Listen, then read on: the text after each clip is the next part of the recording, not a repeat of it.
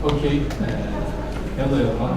Good afternoon. My name is Ensar Basri. Today I'm going to talk about some general topics in distributed systems theory and the practical implications we can face when we build distributed systems products. So let me first introduce myself. I live in Ankara. I've been working for Hazelcast for 2.5 years, and for the last year I am working remote. And please hands up if you are familiar with Hazelcast, use it or the documentation, etc. Okay, would be a small number of people. Okay, basically Hazelcast is a distributed caching solution that we have been studying some topics in this distributed systems theory to understand how our solutions fit to the theory, how we can fix the problems of the product and make Hazelcast more reliable. So we experienced that this field is a little bit difficult to study, but eventually our effort turned out to be fruitful and we have made a lot of improvements in the system. So this talk is mostly about some of the topics we have studied for our own work. So first I will briefly talk about Hazelcast and then go into the theoretical topics and refer to Hazelcast and practical stuff as it becomes relevant to the topic. Hazelcast is the leading open source in-memory database written in Java language. It is free to use and it is known for its simplicity. Hazelcast provides distributed implementations of Java collections API like maps, sets, queues, lists, etc. And we also implement the JK specification in Java language. And we also have some other data structures, but it's not only a data storage solution. Hazelcast can also perform computations on the data you store in Hazelcast clusters, and you can also use it as a lightweight messaging layer within your infrastructure. It is just a single jar file. You can embed it right into your application, and it scales at the application level with your own application instances. Or you can use it with client-server deployment model. Although the server is written in Java, we have clients in many other languages. And Hazelcast integrates with many frameworks, tools, or discovery services, or cloud platforms quite easily. So I can mention some of Hazelcast's distributed systems related aspects. First, it can offer both scale-up and scale-out capabilities. So Hazelcast can give you both vertical scaling and horizontal scaling. I think one of our strongest points is Hazelcast is a distributed implementation from day one. So our distributed core is quite beta tested by many big clients.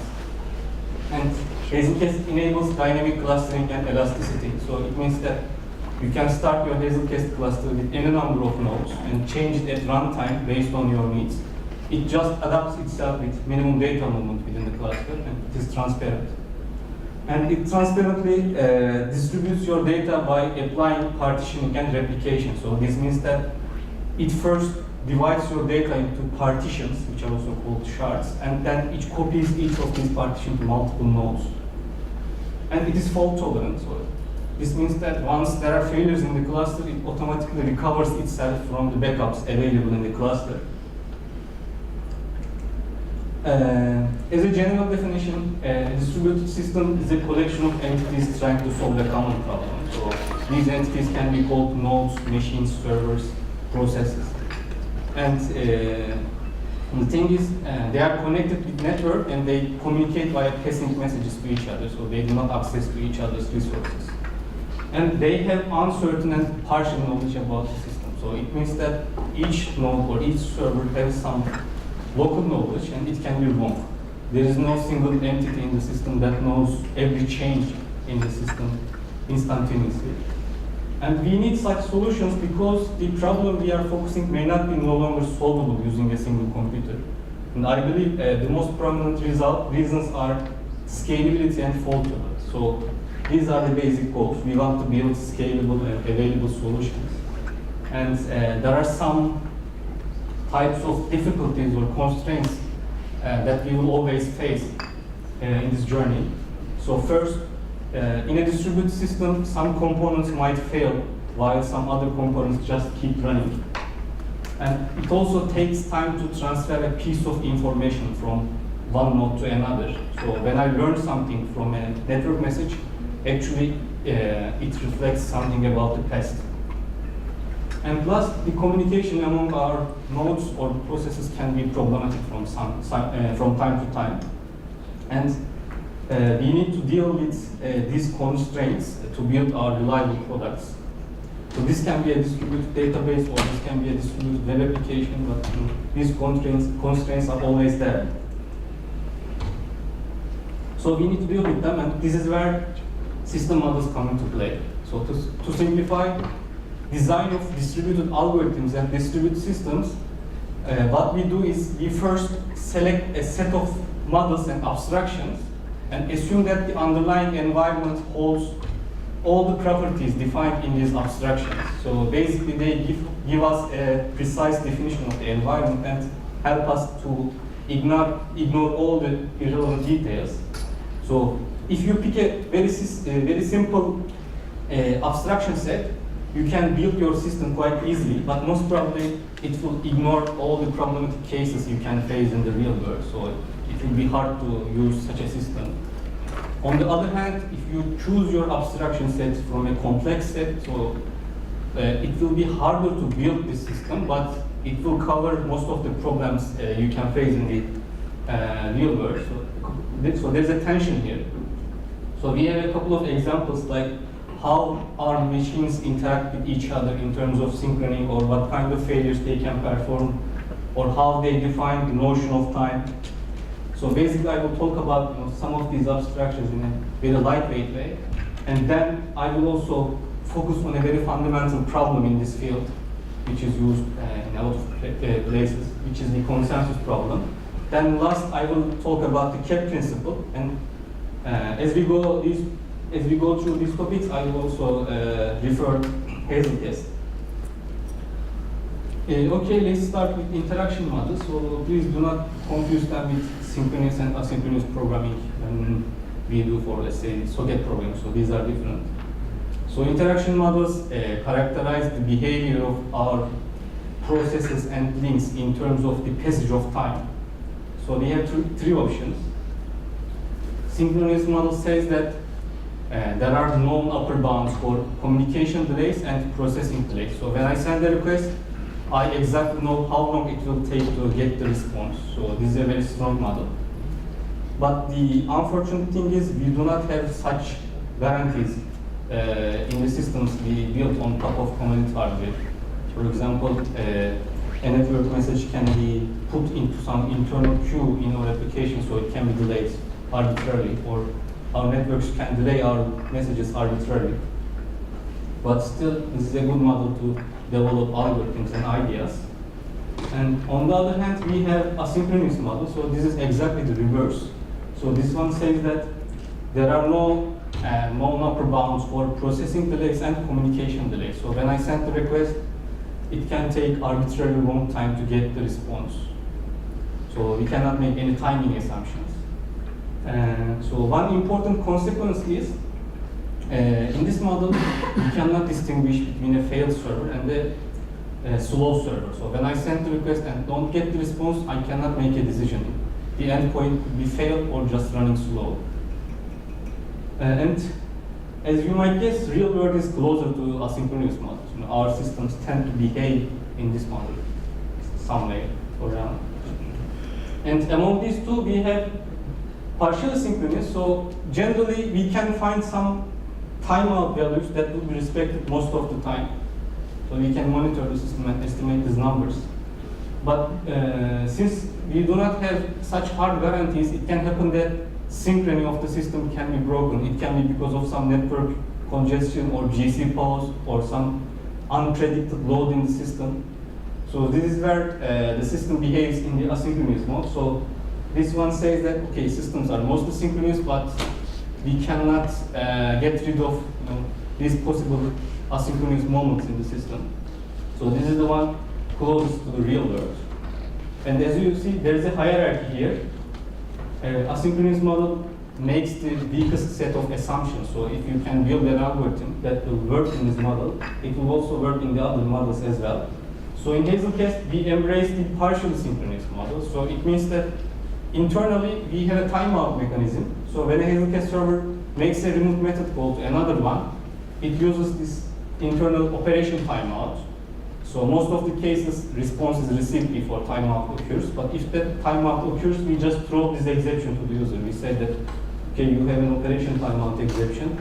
So it can happen that your request might be processed or it might not be processed. I just don't know. I just cannot make a decision. So we make the user aware of this fact. Okay, these were types of synchrony in the system. And we also have different types of failure modes. So in a distributed system, nodes can fail in many different ways. The simplest one is crash stop. So as its name implies, for instance, a process crashes and it never comes back. It's completely gone. So this is quite a possible scenario in distributed systems. And if your algorithm wants to tolerate this failure, it should not rely on recovery of the failed process. And then we have omission faults. So this type of failure occurs when a process cannot send a message which it is supposed to send due to some algorithm. So it can be because of internal buffer overflows or network problems, and this causes losing messages in the network. And then we have crash recovery. So again, it means that a process crashes and after some time it recovers back and it remembers its previous state. This could be quite tricky to handle because once the process recovers, things might be changed in the system, so its information might be stale. And last, we have arbitrary failures. This is also called Byzantine failures for historical reasons. So in this one, nodes can lie about their internal state, or they can send some arbitrary responses to the request, or they can lie about what they know about other nodes in the system. So this is the most chaotic one. So again, there's a hierarchy here. If your system can handle these Byzantine failures, it also handles all other failures listed here. So in Hazelcast, we ignore that there will be no Byzantine failure in the system because most of the time you run your Hazelcast cluster within an internal infrastructure. So we handle recovers up to crash recovery. We handle failures up to crash recovery. And the trick we use to handle this one is, once a process performs this crash recovery scenario, it just changes its identity and joins back to the system as a new node or a new member, so that the system considers this failure scenario as just crash stop. So for developers, for us, it becomes easier to write this fault tolerance code.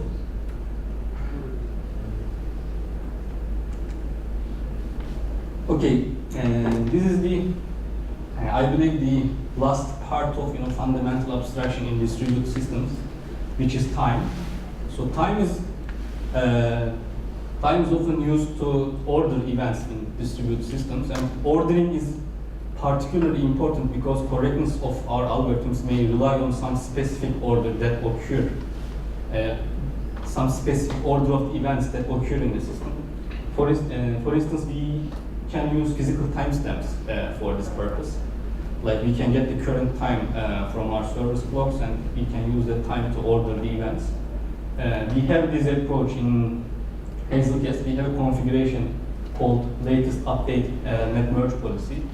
So under some certain failure scenarios, a single data can be updated on multiple servers in a Hazelcast cluster, and once this problem is resolved, we merge these entries, and we pick the one with a more recent timestamp, and we just discard the other one. So this approach is basically called latest update pins, and it's also used in many other tools, similar tools like Cassandra, etc. But the problem here is, in our systems, we don't have our local clocks to be perfectly synchronized. Although we have some clock synchronization protocols like MTP, still there is no guarantee. Our clocks can drift back or forward in time, and this problem can break correctness of our algorithm. So this is the basic problem of this approach. Google deals with this problem with their TrueTime API. So it is an internal tool, and they deploy special hardware to their data centers, and they create an upper bound on clock drifts. So when you get the current time from this TrueTime API, it gives you a time interval, and it guarantees that that time interval contains the current time. So if you compare two intervals and see that they do not overlap, you can use them to compare your events, but if they overlap, you cannot know the exact order of the events because it can be both. So it was a very elegant solution, but also a very expensive one. So if you want to build cheaper solutions, we have another options like logical clocks. So logical clocks are also called Lambert clocks because they are invented by Leslie Lambert, who is the mastermind in this theoretical field. So instead of physical timestamps, this approach relies on local counters within our processes and the communication among processes to define an ordering. So it defines a relationship which is called happens before. It is also called causality. It is because in distributed systems, if two events occur in some specific order, it is generally considered that the first event causes the second one. So this is why we call it causality. So if two events have this happens before relationship, their logical timestamps are also correctly ordered. So if the first or if event A happens before event B, timestamp of B is bigger than timestamp of A. So I will not go into details of the algorithm, but it gives you this result. And we use this approach quite extensively in Hazelcast, along with primary copy replication. For instance, in Hazelcast cluster, there is a single master node who manages everything in the cluster, like member list or partition assignment, etc. So when it makes a change in this information, it puts a logical timestamp and publishes that change, so that every node will apply these updates in the correct order. So all nodes in the cluster will go into the same state eventually. But this approach has a shortcoming. So if you know that your events have this happens before relationship, your logical timestamps will be correct order. This is fine. But by just checking timestamps of two events that come from two different servers, you cannot infer if there is a happens before relationship among them or not, because this information is missing. So for this purpose, we make an extension to this approach. So it is called vector clocks. So you can check or you can compare vector clocks of two events that come from any two servers in your system, and you can decide that they are ordered or they are just concurrent. For instance, Dynamo-style databases use this approach to detect conflicts in the system. You can see this approach in the original Dynamo paper. The good thing is we don't need this one because in our system, in the places where we use Lambert clocks, we know that there is only a single node performing these updates. So we are just comparing updates coming from a single node, so that we don't need these vector clocks. Okay, these were the basic abstractions or the foundational models that we have in this theoretical field. So now, in the light of these abstractions, I will talk about the fundamental problem, which is the consensus problem.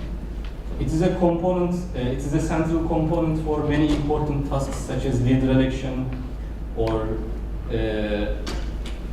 state machine replication, achieving strong consistency, or implementing distributed transactions. For instance, a group of nodes commit a distributed transaction using a consensus algorithm. Or if you are using Zookeeper, you are already dealing with this problem under the hood. So I will talk about some consensus algorithms in a very lightweight way and evaluate their safety and liveness properties. So these are the most basic properties most of the time we discuss. So safety means that the algorithm should not make different decisions. So all nodes should commit or they should roll back. And this decision must be given or must be proposed by one of them. So it should not be some arbitrary decision. And clearness means that these nodes should eventually commit the transaction or roll back the transaction. So they should not try forever.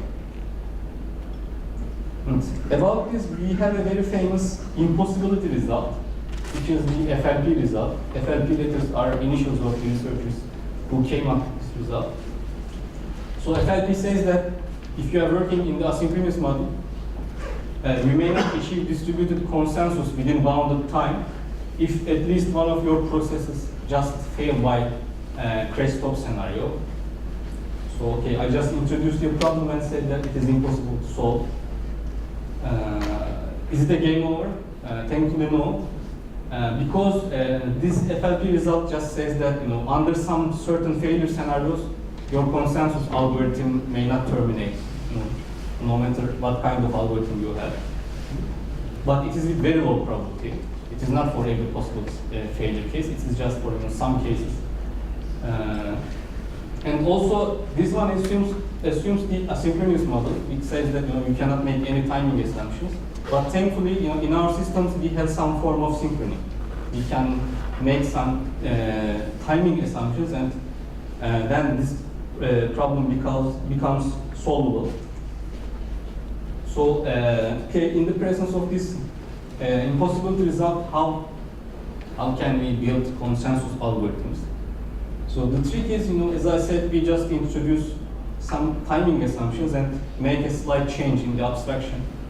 So there's a paper called Unreliable Failure Detectors. So they define, or they introduced in this new abstraction, which are called local failure detectors. So each process has a local failure detector, and this failure detector can rely on heartbeat messages and timeouts to make suspicions about other nodes in the system, and these suspicions can be wrong. So these failure detectors are there so that, you know, our systems can pretend to work in the synchronous model, and as long as they give us sufficiently accurate information for sufficiently long amount of time, you know, our algorithms can make useful work. So they can make two types of mistake. First, a failure detector can suspect from an actually running process because, you know, it may not get a heartbeat, or it may not suspect from a failed process. So the first one is about its accuracy property, and the second one is about its completeness property. So based on the degree of, or the level of accuracy and completeness, you know, there can be different types of failure detectors. For instance, you know, we have a definition for a perfect failure detector, so it will never make a wrong suspicion. So it will detect all the true failures, and it will, you know, eventually detect all these true failures.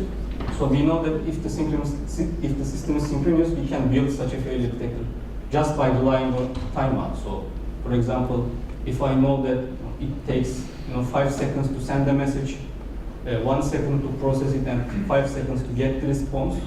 If I wait 11 seconds and if I don't get the response, you know, I know that the other endpoint is just dead. But we do not have, or we cannot have such a failure detector in real world, because, you know, our system do not have such guarantees. So in this paper, you know, it's not important, but they define different types of failure detectors, and for each failure detector, you know, they can also calculate how many failures it can tolerate to solve the consensus problem. Okay, I will talk about some consensus algorithms. So the first one is two-phase commit. It is used to commit distributed transactions. As its name implies, it has two phases. So in the first phase, a coordinator or a transaction manager sends asks votes for the participants, and if everyone votes for yes, it sends the commit message. If at least one of them votes for no, it sends the abort message, so it aborts the transaction. So when there is no failure, this algorithm solves this consensus problem in a very elegant and simple way. So nodes should not make different decisions, everyone commit or rollback. But its Linux guarantee is not that great. If this guy, the coordinator, fails at some unfortunate moments, this algorithm can break, this algorithm can block forever. So this algorithm just stops working and you cannot do anything about it. You can recover the failed node, then, you know, the algorithm can terminate, but we assume that, you know, or we say that if the failure mode is crash stop, so if a node goes, it will not come back, then the algorithm will blow. So this is a problematic algorithm. So to solve this problem, we have another algorithm, which is three-phase commit. So it introduces a new phase. So after votes are collected, it first publishes result of voting, then sends the final commit or abort message.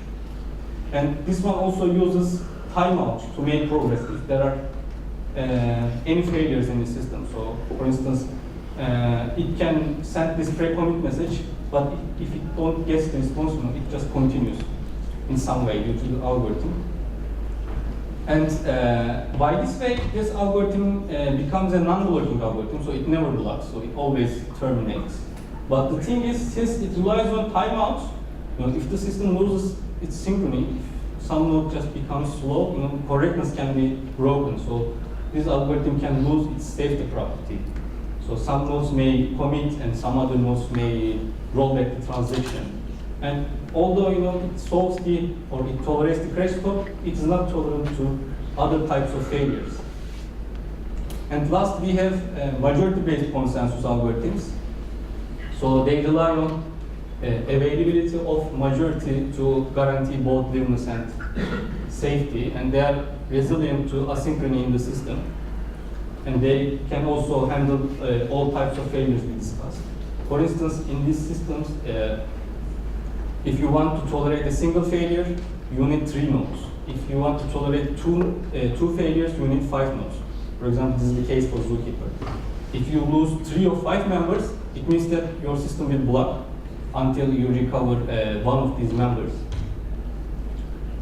So the most famous consensus algorithm is Paxos, which is again invented by Leslie Lamport. It is used extensively in Google's products like Spanner, which has been made available publicly recently, and we also have Zed, which is used in Zookeeper.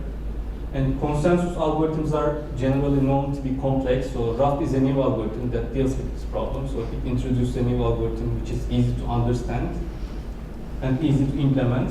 And I guess it achieves this goal because it already has a lot of open source implementations available online and many other products that rely on this algorithm. And last, we have weak stamp replication. So this is also an old algorithm, but it's not as popular as others. But it shares many similar ideas with Raft. So about Hazelcast, we have implementations of both 2-phase commits and 3-phase commit, but we do not implement these majority-based consensus algorithms. At least not yet. Maybe we will do it in the future.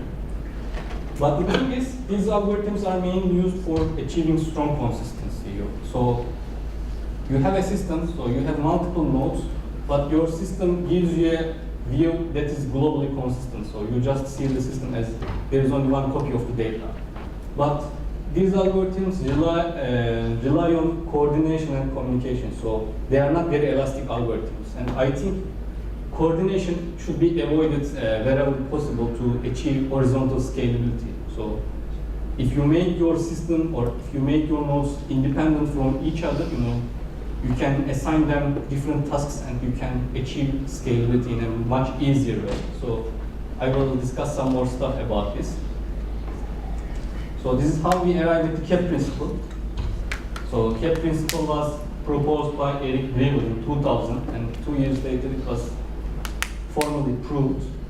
So it talks about consistency and availability properties of distributed data stores under some failure scenarios. So it says that a shared data system cannot achieve perfect consistency and perfect availability in the presence of network partitions. So network partitions means that you have a cluster and due to some network problem, it splits into subclusters, and nodes in a subcluster cannot talk to nodes in another subcluster. So if that occurs, you should decide to be consistent or available, but it cannot be both at the same time. So if you decide to be consistent, which is the approach followed by these consensus algorithms or systems like Zookeeper, it means that your system will block or it will just stop responding to requests so that you will maintain this single copy semantics for your data. So you will still have this strong consistency. On the other hand, if you choose to be available, it means that your system can execute requests on both sides of this partition. So same data entry can have multiple versions, divergent versions in these partitions. So it becomes an AP versus CP problem actually. CA doesn't make sense in distributed systems because we cannot assume that there will be no network partition. So this is a very basic principle, but a very useful one because it gives us a general idea about the behavior of our systems under some certain failure scenarios, and it has received widespread acceptance, but still it also gets a lot of criticism. And just about this, KEP says that consistency and availability are just binary variables. So C is strong consistency. Your system is either strongly consistent or not. A is high availability. Your system is highly available or not. High availability means that any non-failing node should reply to requests. But in reality, we can consider these two properties as a spectrum, and as long as you can find yourself a good point or a useful point in this spectrum, you are just fine. For instance, CP systems give us strong consistency models, but they can lose their availability. If you can relax your consistency requirements, if you can work with client-centric consistency models, which are variations of eventual consistency, you can achieve highly available systems. Or the causal consistency model, which is this, causal consistency is the highest degree of consistency model you can always achieve in an AP system. If you employ sticky availability. Sticky availability means that a client picks a server to itself, and it always talks to the same server. So as long as it can talk to that server, it will have its own consistent view of the world or the system. So if I evaluate Hazelcast due to this KEP principle, I can say that Hazelcast is an AP product. So AP means that if network partitioning occurs, Hazelcast chooses to remain available. And in this talk, I haven't talked about replication protocols, but our replication protocol is primary copy and async replication. So primary copy means that each data entry will be copied to memories of multiple members. And one of these members will be the primary, so it will reply to requests. And others will be backups. And since you always talk to the same primary for a particular data entry, it means that you will achieve strong consistency. You will always hit the most recent version of the data when there are no failures in the cluster. But it implies sticky availability. So if you cannot talk to the primary, you will not be able to access to the data entry. So, you need to resolve this problem. And we also have async replication. Async replication means that each replica performs these updates with separate transactions. So they are not like consensus algorithms. So this is a much simpler approach, and this is a much more simpler approach. And this approach, keeps the communication and the coordination at the minimum level. So we achieve high throughput in our system. But the thing is, since these transactions are executed independently, it can happen that some replicas perform some transaction and some other replicas misses them. So in this case, consistency of the data can be broken under some certain failure scenarios. Although we have some countermeasures to resolve these problems, by the design of the replication protocol, this problem is inherently always there. So in this talk, I try to give you an overview from a distributed systems builder's perspective. But these are just the fundamental facts about this field. You don't have to build a distributed database to deal with these problems. Even when you talk to the database from your web application, you will have the same problems, like the asynchrony of the system, or types of failures or database can perform, etc.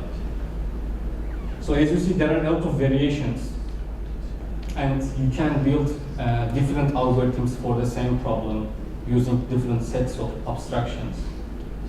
And today we are building distributed databases. Tomorrow we will build some other tools. But I think learning the fundamentals is always a good start to have a solid foundation and end up with a both practical and a reliable product. So this is all for my talk. Thanks for having me here. If you have any questions, I'm happy to answer. Sorular Türkçe'de alabilirim. Teşekkür ederim.